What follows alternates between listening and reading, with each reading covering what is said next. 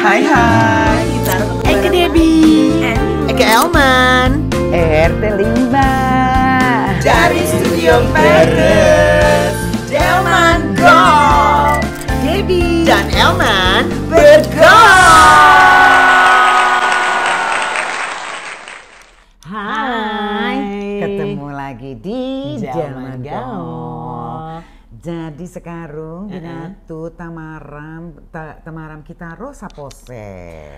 Hari Indang kita ro intan kedataran organ yang cocok banget. Oke, profesinya berbeda dari ertong-ertong itu entertainment dan segala macam, tapi dia juga yang mempengaruhi ertong-ertong ini bisa jadi terkenal. Oh, jadi ada ini ya, ada kolaborasi juga. Ada collaboration, Oke. Gitu. Desi juga salsa satria organda yang memberikan warna untuk pertelevisian di Indonesia pada waktu tahun 90-an itu ya. Oh, baru kemarin dong ya. Baru kemarin. Iya, organda lambret deh. Iya. Ya kan, jadi Desa kreatif memberikan program acara macam-macam di. Ya, Eke dengar Desa juga produser dan sutradara. Sutradara. Terus sempat bikin video klip ya kan, ada masanya Desa membuat video klip hampir rata-rata artis di Indonesia. Ya. Kecuali video klip kita belum. Nanti ya, nastar ya. Ya Udin, kalau gitu kita ngobras langsung sampai Diana Papil. Cheers, bye bye.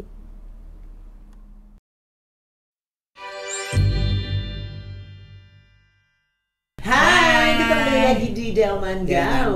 Aku Debbie Sahartian. Lagi ke emansipasi. Sutra bersamde Richard Guntario. Tunggu, sebelum mulai aku ngomongnya bro atau pak atau apa? Bro dong. Bro aja dong. Brody. Kita seumuran. Enggak, kita seumuran ya. Dia umur berapa? Aku 26. 26, Eka 27, dia 28. Emang beda setahun 2 tahun gitu ya? Iya.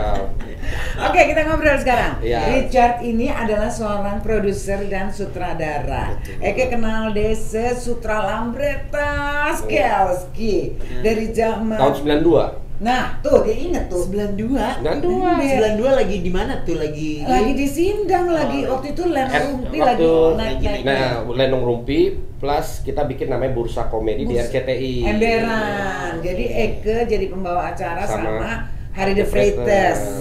Beritanya luncang-luncang, ya kan, lucu-lucu. gilingan-gilingan gitu Gilingan ya. party di pesawat.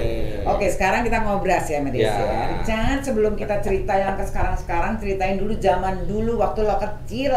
Kecilnya di mana? Terus cita-citanya apa? Emang kepengen jadi produser atau sebelumnya kepengen jadi kontraktor? Aduh, cerita masa kecilnya panjang banget ya. Yeah. Yang singkat-singkat aja deh. Jadi kalau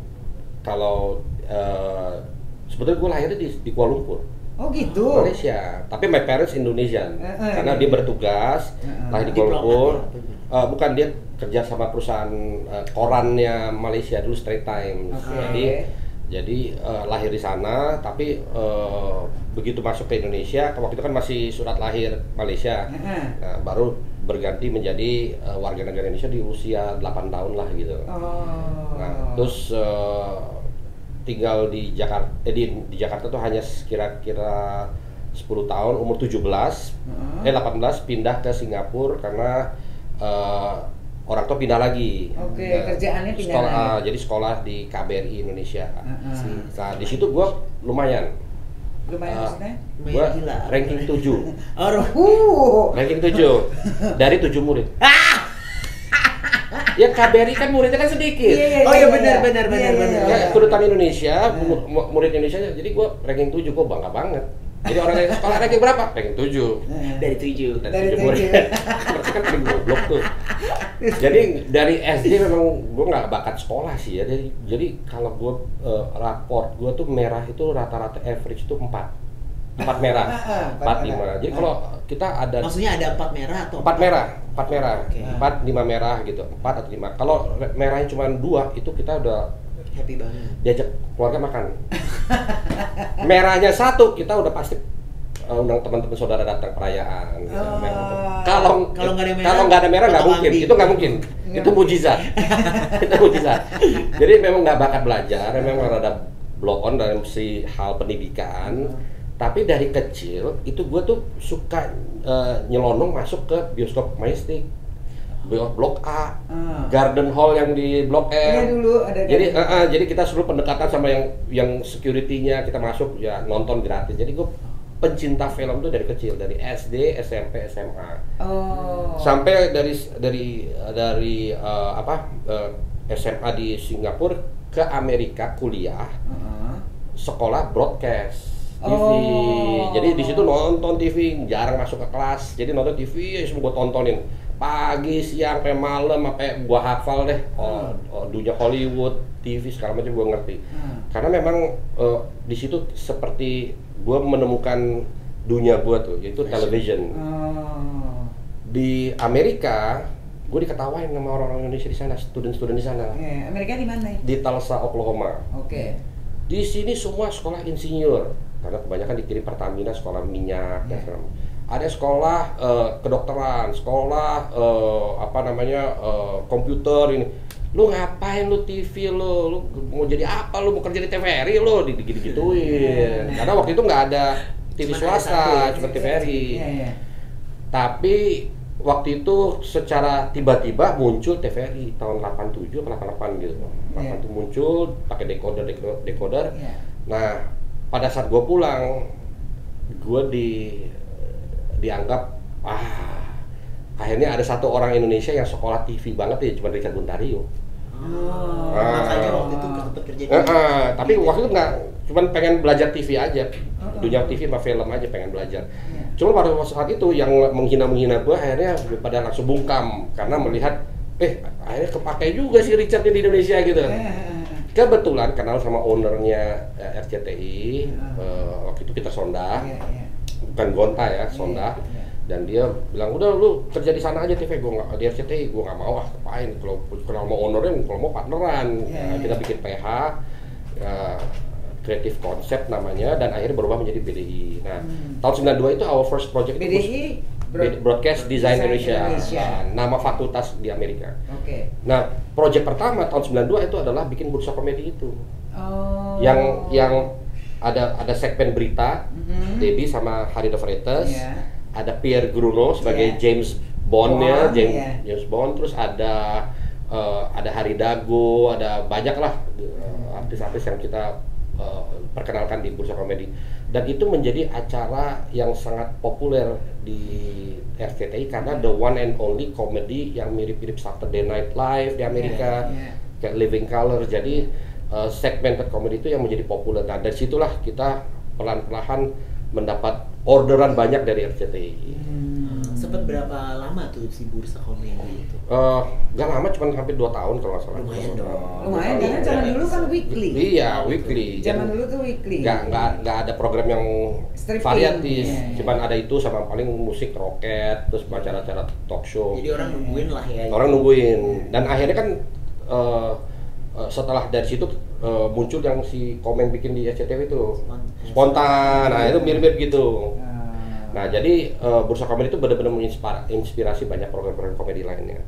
Tapi yang tahun 93, gue sama Rizal Mantovani menemukan karir baru, yaitu bikin video klip. Itu apa? Ngedirect atau ngedirect. Jadi ada produser bilang, nih gue kasih, waktu itu masih ngetren MTV, musik television. Produser teman, ini gue kasih nih artis pertama lagu, wah kita udah seneng banget pas kita dengerin lagunya. Suka-sukaku, Helvi Marian, dangdut, disco, koplo. Kita langsung lagu yang keren kan. Pokoknya we do our best ya. Oke, produsernya pokoknya gue percaya sama lu. Karena dulu nggak ada video klip. Semuanya apa yang dihasilkan oleh TVRI ya itu dianggap musik video. Kita bikin kayak lagunya kemana, gambarnya kemana. Tayanglah di RCTI.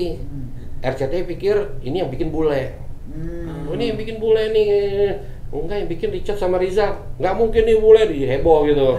Nah, gara-gara videonya menjadi heboh, kita dapat orderan nih, Musika telepon, Aquarius telepon. Nah, disitulah karir kita mulai naik, bikin Iwa, Opi, Andaresta, Cowboy pertama kali, terus Kahitna, semua. Jadi hampir banyak artis pop Indonesia di tahun 93 sampai tahun 98 itu kita yang dominasi bikin video klipnya.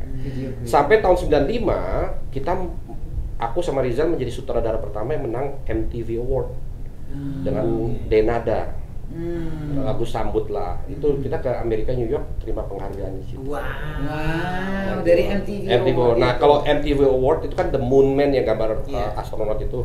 Itu kalau dunia video klip itu udah kayak Oscar-nya. Jadi once you get that ya udah inilah udah top lah gitu.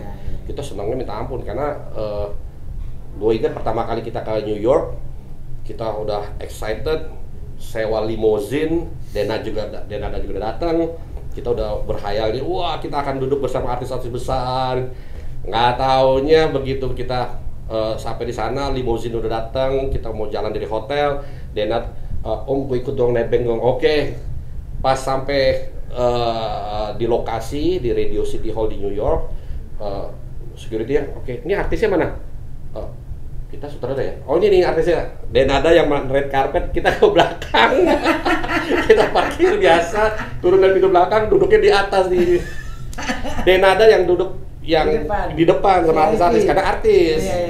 Talent. Sutradara di balkon. Tapi pada saat pengumumannya yang ngumumin tuh Seal.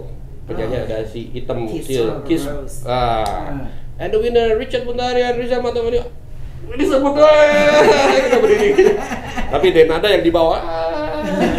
Ya, kita dong mesti di bawah gitu kan. Tapi ternyata memang itu artis. Jadi it was a very interesting, very memorable moment lah buat kita karena itu nggak ada lagi akan terjadi. MTV udah nggak ada lagi kan sekarang. Sekarang udah nggak ada. Tapi waktu itu like the biggest thing. Kayaknya kalau mamanya udah bisa masuk MTV jadi host pun jadi apapun kayaknya jadi gitu. Jadi banyak artis-artis kita yang kita orbitkan dulu di tahun segituan, kita bikin juga musik mingguan di Antv. Kita orbit, kita kan pakai Shanti, Sarah Sehan, Melly Manutu sebagai host. Nah, saking bagusnya acara kita, MTV begitu masuk ke Indonesia, ya dia hijack host kita beserta 8 karyawan kita, di hijack MTV. Oh iya? Iya, jadi si Sarah Sehannya di hijack, produser kita di hijack, si Cindy dan Ricky dan semua kameramen kita semua dibawa, dibayar berkali-kali lipat gitu. Jadi memang MTV itu waktu nyala kebanyakan pakai kru BDI. Yang udah kru yang udah latih established. Jadi MTV waktu itu kan baru masuk di Indonesia tuh, kira-kira begitu. Berapa lama tuh MTV di sini waktu itu? MTV dari tahun berapa ya? 94 ya, 93, 94. Jadi kalau nggak salah dia sampai sama Global TV. Iya, tapi dia nge-trend cukup trending kan waktu jadi itu. Itu udah semacam kayak kiblatnya video klip tuh di situ, di MTV. Jadi orang kalau nggak masuk MTV itu nggak keren lah. Nggak keren kayaknya. Dan orang juga ngelihatnya ya dulu kan belum ada YouTube ya, sayang. Jadi kalau ada video klip pasti di sana. Iya. Terus apalagi bikin film Nah, tahun 2000 pada suatu saat aku ketemu sama Rena bikin video klip si Bruri. Rena model video klipnya Bruri. Nah, Bruri. Lagu yang mana tuh? Gue lupa tuh nama lagunya, karena mungkin Bruri banyak banget yang gue bikinin, ada hampir 8 atau 10 video klip lah. Tapi the first video itu Rena. Kau bukan diriku, ya itu. Sayang. Sama duet sama Dewi Yul juga. Iya. Tapi itu terus gue ingat tuh waktu Bruri, gue ceritakan tadi, Bruri datang, lantai gue kan kayak gini, di lantai 3. Cat, gue mau rokok, gue buka jendela, nggak ada. Kenapa nggak ada? Lu kalau ngerokok nggak boleh di sini, lu kalau ngerokok di bawah. Baru di Barat tiga, lu tau nggak? Gue ini legend. Iya, legend tetap di bawah, ngerokok pas satpam. Mang sialan lu ya. Legend lu suruh ngerokok di bawah. Ya sorry bos, gue anti rokok. Jadi ini gue udara bersih, nggak bisa. Dia turun ke bawah, ngerokok masuk supir sama satpam. Tapi dia akhirnya menjadi best friend dan kita bikin banyak video klip dia. dan kita menang beberapa penghargaan. Waktu itu ada video musik Indonesia Dian Nitami hostnya. Nah, kita menang beberapa penghargaan si Brudi juga di situ. So, nah tahun 2000 Rena kenalin, nih ada cowok ganteng tapi rada-rada miring, siapa? Ivan Gunawan. Kayak gue dia. Jadi akhirnya Ivan Gunawan yang kita train, kita latih, akhirnya kita bikin skrip. Jadi 5 Sehat dan Sempurna is my first movie. Karena waktu itu gue 5 sehat 6 sempurna. 5 sehat 4 sempurna. Oh, 5 balik. Mestinya kan 4 sehat 5 sempurna. Nah, kita rubah 5 cowok dan 4 cewek, jadi 5 sehat 4 sempurna. Jadi film itu, skrip itu based on karakternya Ivan. Nah, didampingi sama Rena. Waktu itu ada Indra Bekti yang masih antara dikenal nggak dikenal. Dulu terlalu diri ya. Terus Indra, ada si Fatir, ada Edis Adelia, semua pada ikut lah, anak baru-baru semua gitu. Dan film itu yang mengorbitkan Ivan dan akhirnya berlanjut ke Cinta 24 Karat yang syutingnya di Sydney. Habis itu ya jalan lah. Nah, di situ film ketiga tahun 2005 muncul nih 2 anak nih yang berisik banget, namanya Ruben dan Olga. Tiap hari nongkrong di BDI dengan harapan supaya mereka dapat kerjaan lah, job. Akhirnya kita arahin. At the same time, gue bikin Ceriwis di Trans. Gue masukin lah si Olga di situ, dan akhirnya Olga jadi terkenal di dunia dalam Diana apa gitu, dunia dalam berita ya. Dan akhirnya Olga juga naik. Ruben juga naik, jadi kita bikin banyak program-program mereka dan melejit. Nah tiba-tiba ya gue punya banyak sekali bakat-bakat baru, akhirnya kita bikin manajemen, tapi ada manajemen juga. Cuman 3 tahun doang. Dan penyakit itu anak-anak kalau udah ngetop, oke, Om Richard bye, thank you, gue nggak mau lanjut lagi kontraknya. Tapi mereka udah making lot of money. Memang tujuan kita kan hanya untuk menjembatani doang. Kita memang karakter BDI itu adalah selalu menampung anak-anak yang berbakat dan kita salurkan. Dan kita nggak. Kalau film ada berapa tuh? Film kita cuma bikin 5, jadi ada 5 Sehat, Cinta 24 Karat, ada Bad Wolf yang ada Zack Lee, mempopulerkan Zack Lee dengan Bad Wolf itu action gang gitu. Terus ada Lenong Bocah ya, yang si Tina Tun sama Ruben Olga. Terus ada satu film indie namanya Balu Karna, film Sunda gitu. Jadi cuma 5 film karena gue nggak begitu aktif di film. Rizal fokus ke film, jadi dari video klip dia fokusnya ke film. Ya Rizal ya maju sebagai sutradara film. Tadi kan kita ngomongin ya tentang prestasi dan segala macam gitu. Untuk mendapatkan idenya, pasti kan yang kayak dari bursa komedi sampai film itu kan rata-rata komedi semua tuh, butuh ide. Itu kan pasti butuh ide yang strong, yang bisa attention getter gitu. Nah, itu dapetnya dari mana sih? Nyontek. Oh, nyontek. Nyontek Dari luar apa dari luar? Dari luar. Jadi there's nothing original. Selalu kita melihat apa yang sudah ada di luar, ya kita tinggal copy paste, bikin lebih baik aja dan sesuaikan dengan market Indonesia gitu. Jadi kita there's nothing original yang kita bikin, ya kita jujur aja, kita terinspirasi dari Saturday Night Live di Amerika yang terkenal, Living Colors, ya kita bikin kayak begitu. Video klip juga nyontek-nyontek apa yang di MTV ya kita bikin kayak di MTV gitu. Jadi kalau mau jadi kreatif harus banyak baca, banyak nonton, banyak denger, banyak bergaul, banyak lihat kemana-mana supaya kita dapat lagi tren tuh ini. Nah udah kita tinggal adaptasi ke Indonesia. Jadi sering observe ya. Observe itu yang jadi itu. Terus sekarang kayaknya Eka dengar terakhir kemarin dia lagi mencoba membuat sebuah film yang pakai XR. Oh ya, jadi after XR tuh apa namanya expand. Jadi extended reality. Extended reality. Jadi dulu kan sekarang kan kalau lagi sebelum 5 tahun yang lalu kan kalau bikin film kan pakai layar yang hijau tuh yang gede-gede. Jadi kayak Marvel, green screen, Avatar dan segala macam. Nah sekarang green screen itu diganti dengan LED. LED-nya gede-gede. Jadi udah nggak pakai layar hijau lagi. Nah di Indonesia baru ada di Guava.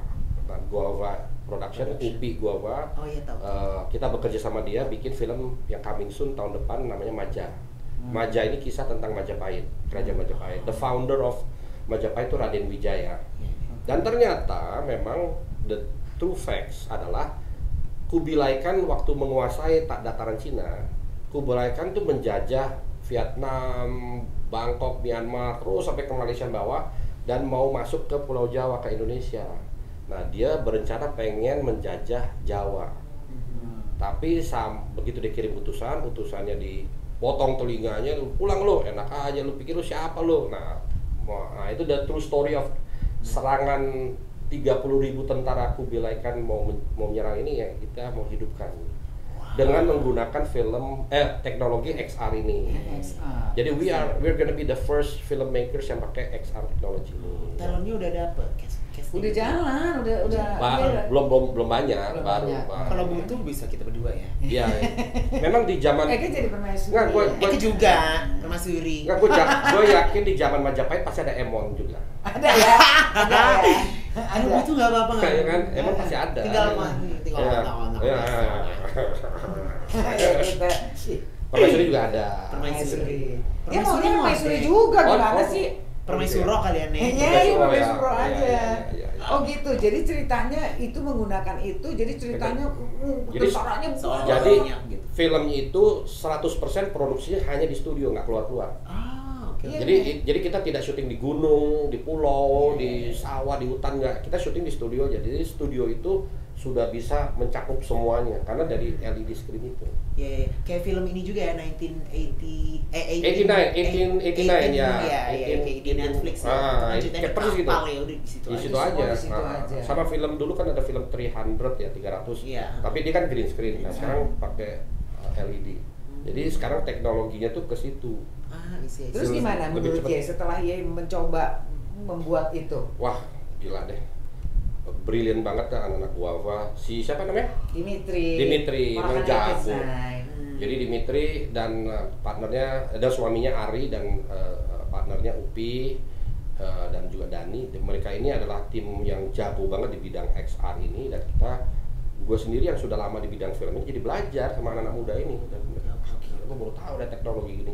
Dan rencananya tahun depan mereka akan bikin studio lebih gede di Jababeka, di Movieland.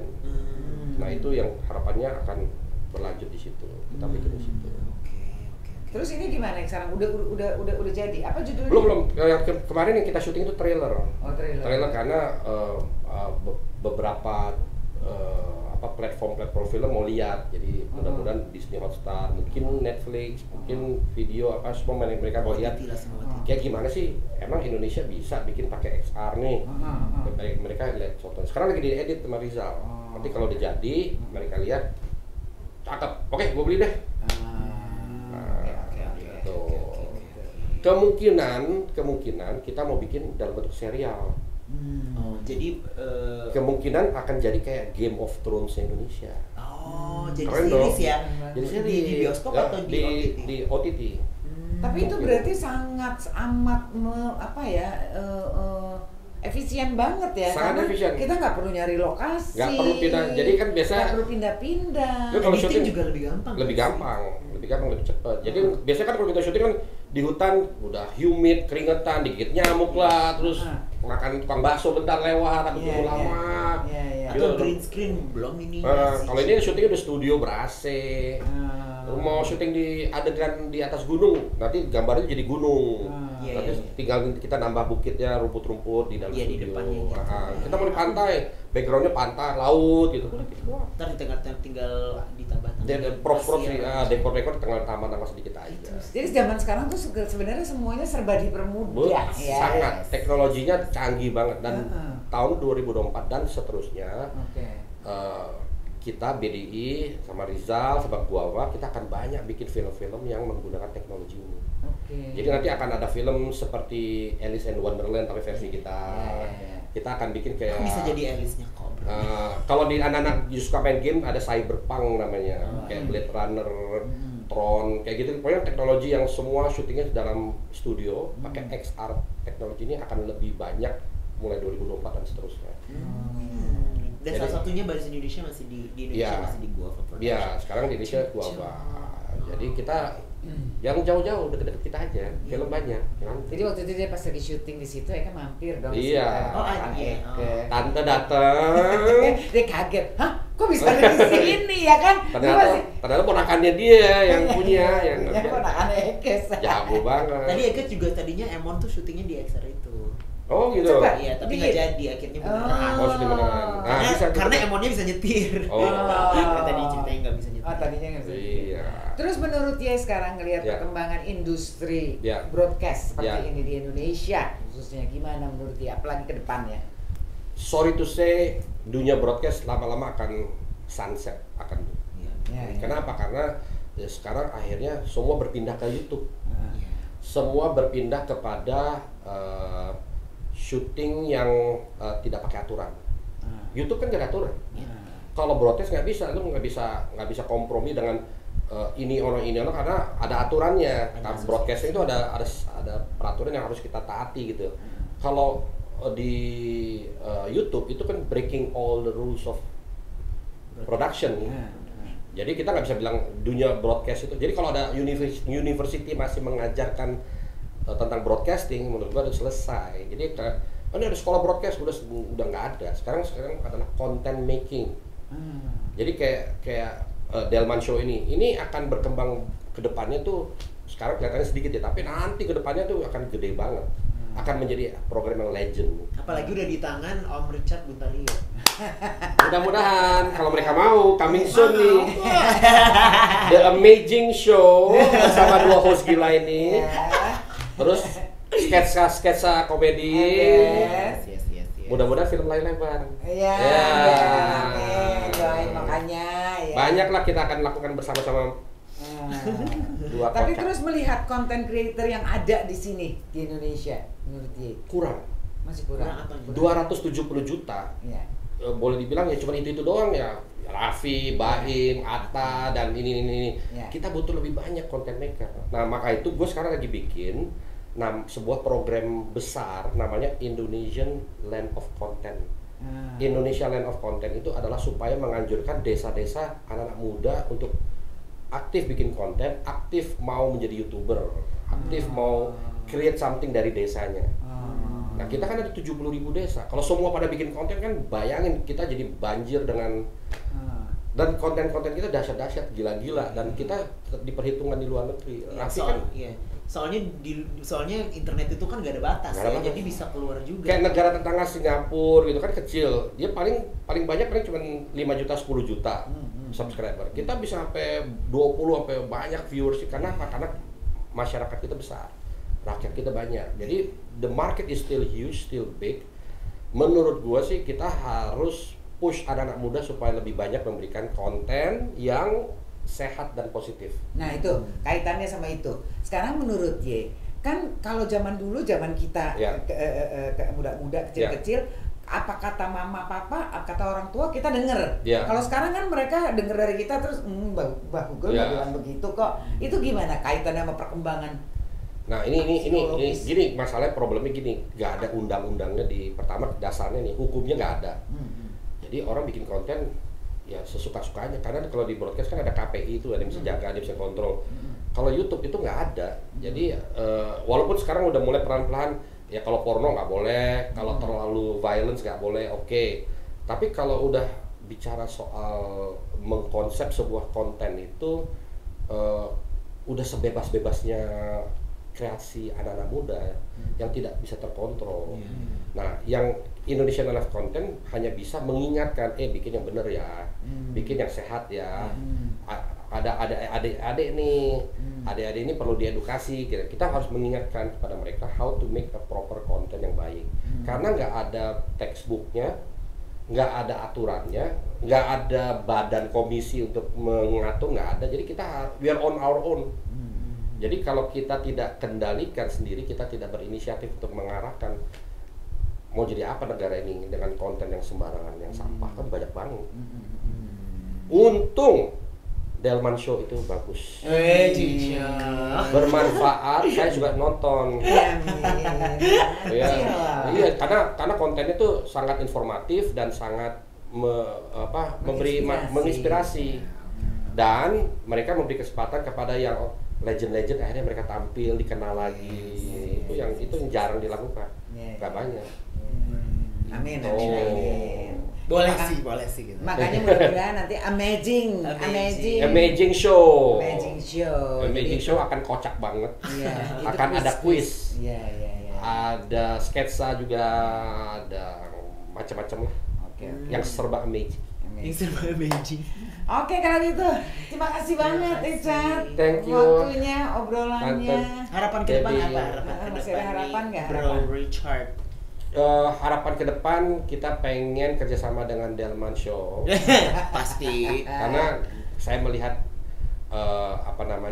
the senior and the newcomer Julmur Junior ini ada satu kombinasi yang patut diteladani. Jadi jangan yang senior sama senior doang, ini combine sama generasi yang masa depan nih. Generator itu. Generatornya nih. Sama generator diesel. Dieselnya. Gensetnya. Tapi kombinasi ini akan memberi warna yang segala umur. Nah, kita pengen bikin kayak begini. Bigger market di bigger market. Kita mau perbanyak gitu loh. Jadi kita berharap kita bisa do something with kalian, dan kita juga pengen mengedukasi ke seluruh Indonesia how to make a proper content. Gitu. Oke, kalau gitu pokoknya semoga sukses semuanya. Thank you very much. Direncanakan, Udah diundang. sehat selalu, ya kan? Itu ya. Kita tunggu kerjasamanya. Yes. Oke. Segitu kan obrolan kita sama Richard Buntario. Istrinya belum datang nih, padahal tadi kalau datang mau dimasukin juga sekalian. Rena Tabita ya. Nanti episode lain deh. Oke, episode lain.